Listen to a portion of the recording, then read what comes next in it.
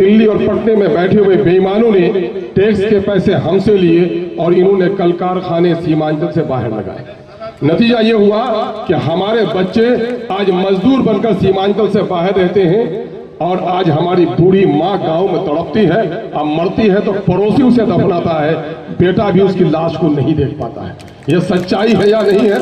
अगर ये बच्चे हमारे नौजवान अपनी बीवियों को छोड़कर, अपने गांव और गलियों को छोड़कर, अपने बूढ़े बाप को छोड़कर, बिस्तर में अपनी बूढ़ी माँ को छोड़कर नहीं जाते तो मेरे भाइयों, इस इलाके में लोगों के बदन पर कपड़े भी नहीं होते और सर पर छप्पर भी नहीं होता। बाप की दवाई हो, माँ के कफन के कपड़े हो, इन्हीं परदेसी नौजवानों के खून और पसीने की कमाई है। हमसे सरकार टैक्स ले रही है। जो सामान आप खरीद रहे हैं 100 रुपए में अगर खरीद रहे हैं, अगर टैक्स हटा दिया जाए तो उस टैक्स के जगह पर हमको 50 रुपए में वो कपड़ा मिल जाएगा। तो एक मुद्दे पर आपके पांव के जूते से लेकर सर के कंघी तक ये सब में टैक्स लिया जाता है, लेकिन दिल्ली और पटने में बैठे हुए बेईमान हमारे टैक्स के पैसे से दिल्ली और बंबई को तो सजाता है, लेकिन हमारे सीमांचल को नहीं सजा। हमारी ये लड़ाई रायगढ़ नहीं जाएगी। यकीनन है खून बहाने की जरूरत पड़ेगी तो खून बहाएंगे, लेकिन अपनी बस्तियों को हम उजड़ने नहीं देंगे। मैं इस मंच से जनाब तस्लीमुद्दीन साहब को खराज अकीदत पेश करना चाहता हूं कि 2006 में मैं एमएलए बन गया था। 2007-8 में वो बेचारा तरक्की का खाका उनके सामने में होता है। तो उस जमाने में AK ठाकुर साहब थे, सरोज भारती साहब थे, वो लोग बहुत ही एक्टिव थे मानंदा बेसिन के मामले में कि मानंदा बेसिन योजना का काम करा जाए। सरकार का एक पुराना प्रपोजल था कि मानंदा से जुड़ी हुई जितनी नदियां हैं उन नदियों के जरिए से जो बांध उस इलाके में सैलाब आता है उससे कैसे बचाया जाए, तो उसके लिए एक परियोजना प्रस्तावित थी और उस काम को जनाब तस्लीमुद्दीन साहब ने बहुत मजबूती से आगे बढ़ाया। उस वक्त जो उसका प्रपोजल था वो ये बताया गया था, समझाया गया था, जो टेक्निकल टीम आई थी वो ये बता रही थी कि नदियों के किनारे पर बांध दिया जाएगा और वो बांध कम सड़क का मसला होगा और बीच बीच में प्लेटफॉर्म होगा। अगर सैलाब ज्यादा होगा तो लोग वहां पर आके रुक सकेंगे। सराय का इंतजाम होगा, कहीं कहीं होटल चाय पानी का भी इंतजाम आबादी के एतबार से होगा। तो ये बड़ा अच्छा लगा। लेकिन अब ग्लोबल टेंडर होता है, वो टेंडर होता है पटने में ताकि पूरी मलाई उसको लेने का मौका मिल जाए। मेरे भाइयों और दोस्तों, ये परियोजना जब मंजूर होना था उस वक्त इन लोगों ने मंजूर नहीं किया। जब कमीशन खोड़ी का मामला आया तो इन लोगों ने इस परियोजना को अलग रूप दे दिया। यह परियोजना क्या है? इस परियोजना में जो एस्टीमेट बना है, जो प्राक्कलन बना है, वो बिल्कुल हम लोगों के मन से और हम लोग के फायदे के बिल्कुल खिलाफ बना है। खिलाफ किस तरह से बना है? खिलाफ किस तरह से बना है कि हमारे यहाँ सैलाब आता है, कुछ इलाकों को अगर छोड़ दें तो बाकी इलाकों में पानी आता है, 2 दिन 3 दिन रह चला जाता है।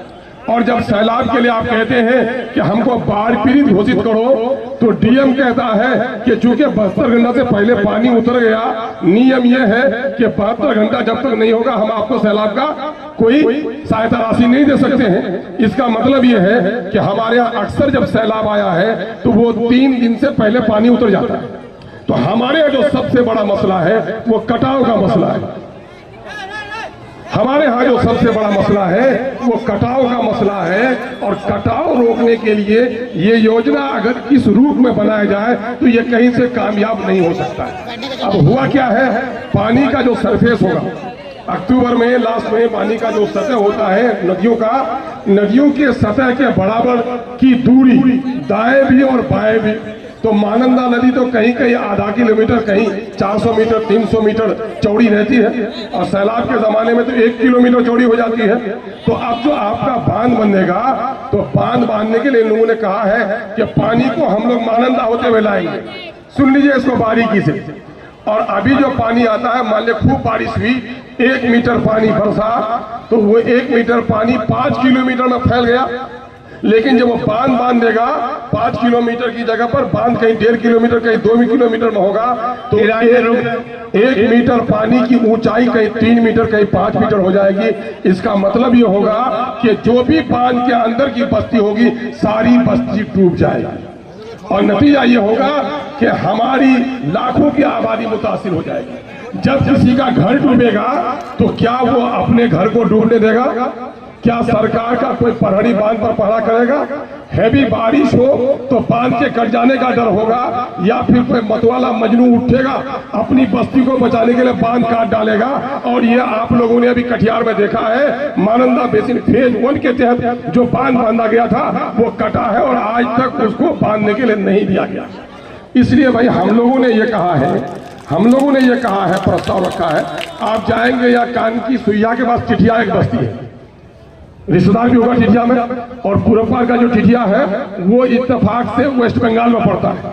और हम लोगों ने डिपार्टमेंट के लोगों को दिखाया भी कि वेस्ट बंगाल गवर्नमेंट ने वहां पर बोल्डर पिच कर दिया, तो बोल्डर पिच कर दिया तो हमारा आगे दौला भी कटता है, और इधर पीछे भी हमारी बस्ती जो है पिछला ये भी कट जाती है। लेकिन टिठिया गांव आज तक नहीं कटा। यहाँ जो सैलाब का पानी आता है वो बहकर चला जाता है। सैलाब हमारे लिए मसला नहीं है, कटाव हमारे लिए मसला है। इसलिए हमारा प्रस्ताव ये है कि हम इस योजना का विरोध नहीं कर रहे हैं, बल्कि इस योजना के पैसे को बांध बस्ती के अंदर बाहर नहीं, बल्कि बांध जो बांधा जाए नदी के किनारे पर बोल्डर पिच किया जाए, उसी का समर्थन हम सब लोग करते हैं कि नहीं करते हैं? बांध बस्ती के बाहर बनने नहीं देंगे। क्या बनने दीजिएगा? बांध के अंदर बस्ती हो ऐसा होने नहीं देंगे। और नदी के किनारे पत्थर से बोल्डर पिच किया जाए, उसका समर्थन करते हैं।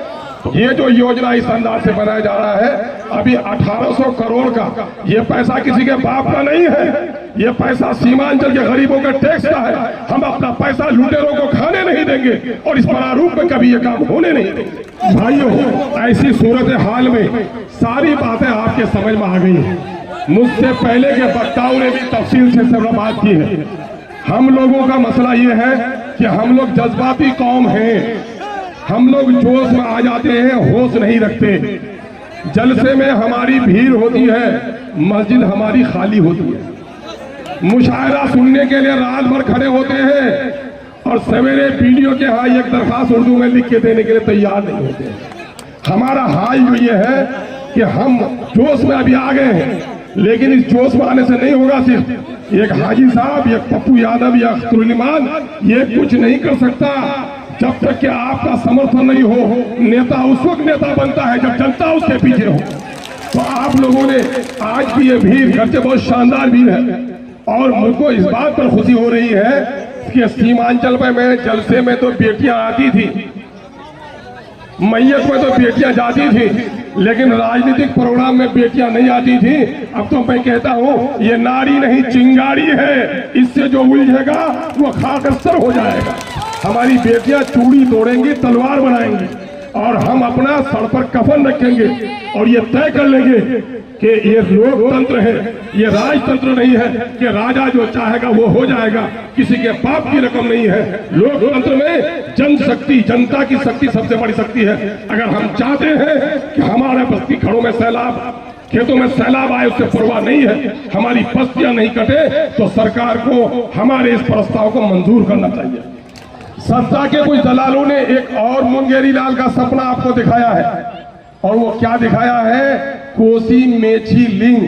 अभी आप लोग सब लोग नहीं सुने हैं, मोबाइल में तो गाना सुनना है, कव्वाली सुननी है, नाच देखना है, खबर तो जानना है नहीं। हम लोगों को बेखबर रहना है। बेखबर कौम कब्रिस्तानी कौम होती है, जिंदा कौम बाखबर होती है ना? तो ये कौम जो बेखबर कौम होगी। अभी हमारे यहाँ क्या हो रहा है कि अभी कोसी का पानी उधर ही जा रहा है। एक कोसी मेची लिंक बनाया गया है, और उसका क्या हुआ है कि 15,000 हेक्टेयर में खेती में इजाफा होगा। अरे क्या होगा? मामला ये है कि पनरचों का 60,000 एकड़, और उसमें क्या होगा कि सैलाब के दिन में जब कोसी में पानी ज्यादा हो जाएगा तो मेची में पानी छोड़ा जाएगा। सुखाड़ के दिन में हमारे यहाँ पानी छोड़ा नहीं जाएगा। उधर कहता है कोसी के लोगों को कि सैलाब से बचाने के लिए ओवर फ्लड से हम ये पानी तिस्ता में भेज देंगे, मैंने मुसीबत भेज देंगे। वो लोग ताली बजा रहा है, और हमारा लोग सोचता है कि हमारे खेत में पानी आ जाएगा, ये भी ताली बजाता है। दोनों को बेवकूफ बना रही है सरकार, इसलिए कि उसका तो सैलाब का पानी कुछ चल जाएगा बहुत कम मात्रा में, लेकिन इस इलाके के लोगों को अब तक जो उनका प्रपोजल है उससे कोई फायदा होने वाला नहीं है। अभी देखिए एक प्रोग्राम हुआ है, अभी लेदर पार्क एक प्रोग्राम आया है चमड़े के लिए। नीतीश कुमार जी रेड कारपेट बिछा करके बाहर के लोगों को कहते हैं कि हमारे यहाँ लेके आओ योजना, उसमें चमड़ा हमारे यहाँ मिलता है। तो हमारे यहाँ पांजीपारा के करीब में चमड़े की धुलाई होगी, लेकिन उसका मैन्युफैक्चरिंग जो होगा, उसका जैकेट बनेगा, बैग बनेगा, जूता बनेगा, वो कहाँ बनेगा? वो यहाँ नहीं बनेगा, वो मुजफ्फरपुर में बनेगा। मैंने हम गधा है, बोझ ढोने के लिए हम हैं और मलाई खाने के लिए पटना में बैठे हुए लोग हैं। इन बेईमानों के इस बात को समझना होगा। इसलिए मेरे भाइयों, हम बड़ी जिम्मेदारी से कहते हैं कि ये बंदा जो खड़ा है आपके सामने में, वजारत की कुर्सियां भी इनके कदम में आई, लेकिन कदम डगमगा नहीं सके। शुरू दिन से एक लड़ाई लड़ रहा हूं कि सीमांचल की बेबसी और लाचारी और महरूमी और नाइंसाफी के खिलाफ आवाम को सड़क पर आना होगा। और आज इस सभा को देखकर मुझे बड़ी खुशी हो रही है। पप्पू यादव साहब भी यहाँ पर हैं, जिला के चेयरमैन भी हैं, सारे एमएलए हैं। इससे बड़ा साथी और आपका कौन होगा? हम लोगों ने एक सपना देखा था। हम लोगों ने जब एमआईएम में सब साथी थे तो हम लोगों ने कहा था कि देखो सरकार हमारा काम नहीं कर रही है। 3 साल तक अलीगढ़ की जमीन के लिए लोग लड़ रहे थे, एमपी साहब लड़ रहे थे पार्लियामेंट में, हम लड़ रहे थे असेंबली में, कान में बात नहीं जा रही थी। लेकिन हाजी साहब उस वक्त हम कह के हाजी साहब जगाइए आके लोगों को, हम लोग पूरे सीमांचल को जगाए और जब बैठे 24 घंटा नहीं सिर्फ 16 घंटा बैठे थे किशनगंज में, तो जो काम 3 साल में नहीं हुआ था 3 महीना में हो गया था। हम लोगों ने अपने साथियों को कहा था कि दोस्तों मत घबराओ, वजीर बनना है तो मुकद्दर में बन जाओगे, लेकिन सीमांचल के लोगों की जो बरसों की उम्मीद है, अगर हम लोगों ने जिस दिन 22 में चक्का जाम कर दिया, अररिया में, कोचा दामन में, बहादुरगंज में उस सड़क को जाम कर दिया, तो दिल्ली और पटने में बैठे हुए इन बेईमानों को 24 घंटे में इस इलाके के मसले को हल करना पड़ेगा। यही वजह है इस लड़ाई लड़ने के नतीजे में जब मैंने बार बार वहां कहा मेरा पैसा लोगे और नालंदा को सजाओगे। नालंदा बिहार में है कि बिहार में नालंदा है? नालंदा बनेगी दुल्हन और सीमांचल बनेगी नौकरानी, ऐसा नहीं होगा।